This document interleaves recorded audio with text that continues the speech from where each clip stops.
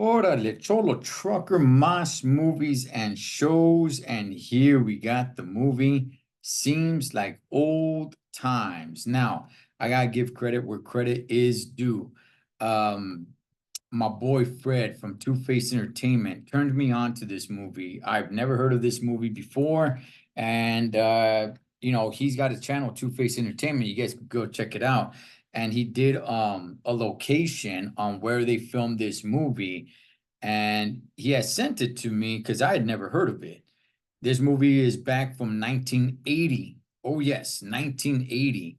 And I'm like, all right, I'll go ahead and check it out, man. So I want to give a shout out to my boy Fred from Two Face Entertainment. Fred, you my boy.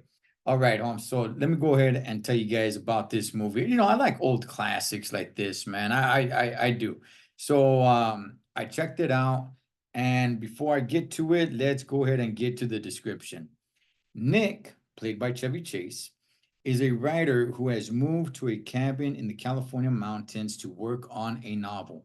He is kidnapped by a pair of criminals and forced into robbing a bank. On the run from the law, Nick seeks assistance from his ex-wife, Glenda, played by Goldie Hawn, a big-hearted lawyer. Knowing he would never commit a crime, she lets him stay at her house despite the fact that her husband, Ira, played by Charles Grodin, a district attorney, is throwing a party for law enforcement officials. Okay, yes, I mean that is part of the movie, but that's not quite what the movie is exactly about. There's a lot more going on. But yeah, in a nutshell, that's pretty much for the most part. The party is just kind of one night for the most part. But let me go ahead and tell you guys this. You guys can find this on YouTube, Google Play Movies and TV, Amazon Prime, Fandango at Home. Rotten Tomatoes has this at 70%, and the movie is an hour and 42 minutes long. And like I mentioned earlier, it is back.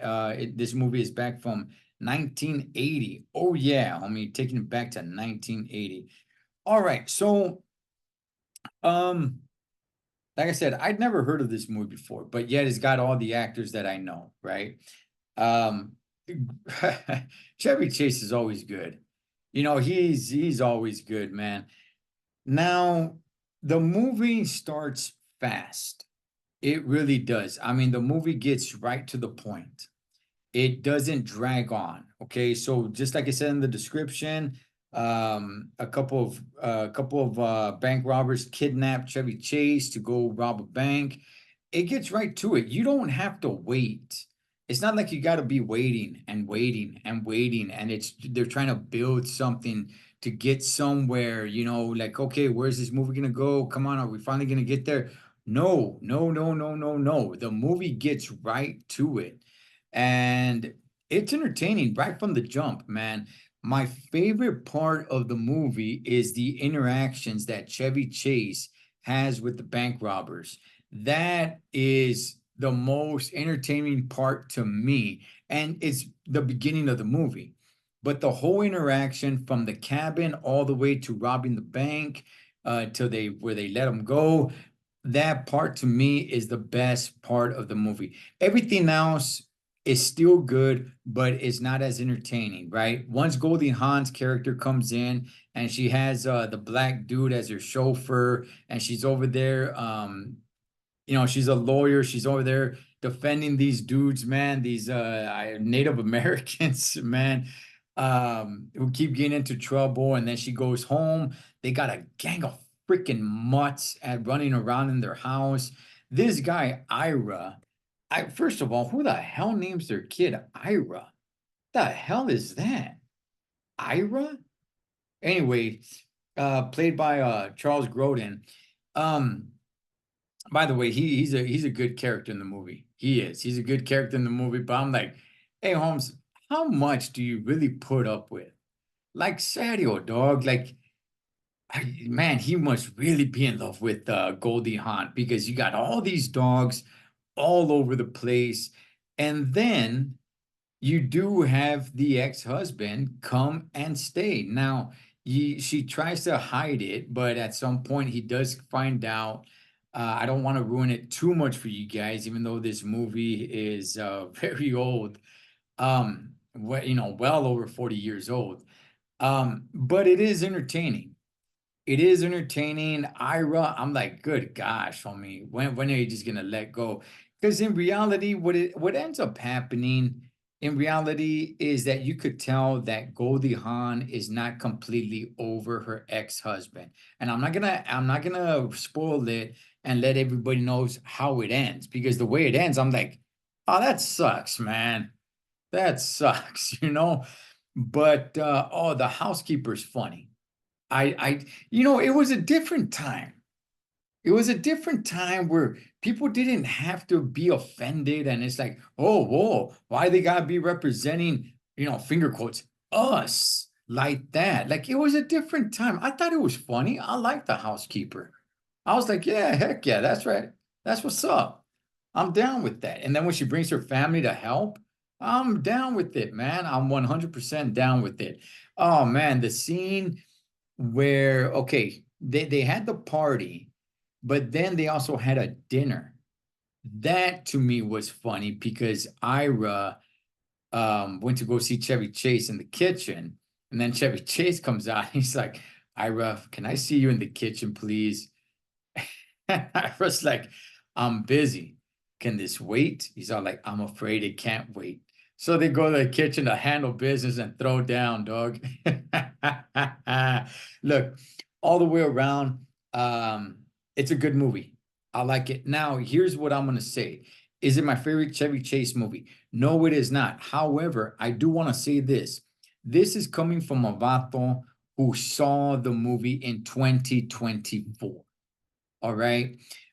There's certain movies that if you don't watch them around the time where they came out, and it doesn't necessarily need to be the same year that it came out, but somewhere around that era, then you can't really appreciate it today.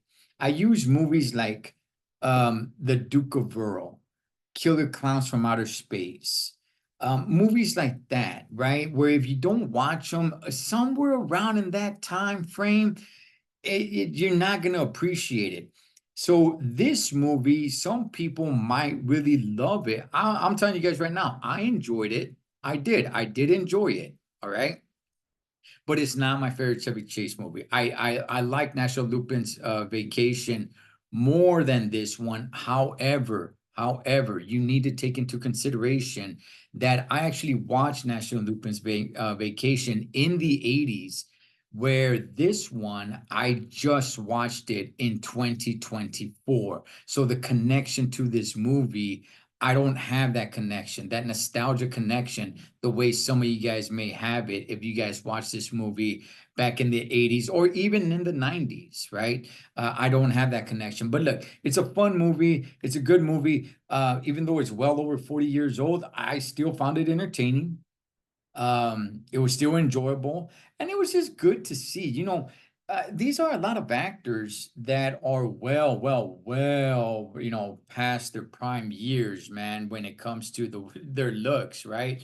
And it was just fun to go back and watch. Goldie Hawn to me always, every time I think Goldie Hawn, I think of the movie Overboard with Kurt Russell.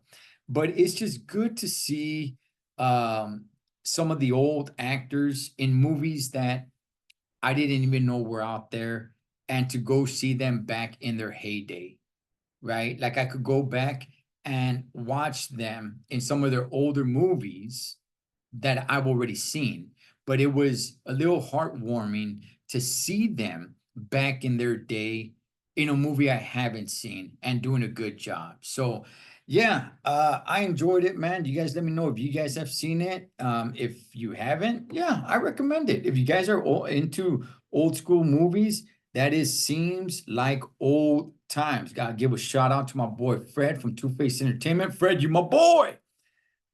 Yeah, so you guys let me know what you guys think about Seems Like Old Times, or are you guys gonna give it a little look-see? I recommend it, man. Seems Like Old Times. Cholo Trucker, M.A.S. Movies and Shows. I'll catch you guys on next one.